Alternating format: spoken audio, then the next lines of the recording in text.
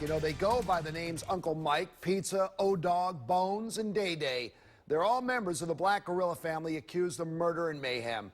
ABC 2 News' Katrina Bush on today's gang indictments. Katrina. Well, Jamie, that indictment was unsealed today, but a federal grand jury actually returned it last week. Now, this is all following a year-and-a-half-long joint investigation. Racketeering, murder, drug distribution, the list of charges goes on, and so does the list of men the United States Attorney says are responsible. I caution you that these are allegations.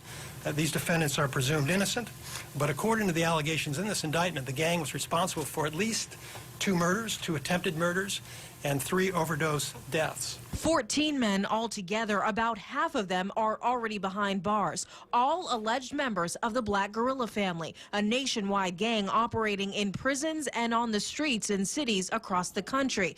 The FBI calls BGF its #1 violent gang target in Baltimore. It's a criminal organization on the streets of Baltimore, and the main thing is violence out there. Violence, drug trafficking, murder. That's what they do. That's what we listen to for months over intercepts. A year and a half of wiretaps, catching details of sanctioned murders, witness intimidation, and pushing drugs to customers in the city. 14 may not seem a lot to you, but many times within the crimes and violence within our city, it is a small number of people who are responsible for that violence, and they do it time and time again.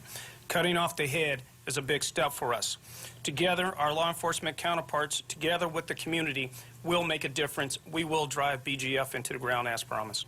According to the indictment, the lead defendant, 47-year-old Timothy Michael Gray, known as Mike Gray, was operating as the citywide commander of BGF. He was arrested out of state Wednesday morning. Investigators promise more arrests will follow. But for gang members, you know, in listening to these intercepts, and I personally was there listening to many of them, it's a pretty bleak life you have out there. You got a couple options. You're going to go to the morgue, or you can go to jail if you don't get out of those gangs. So this is your chance.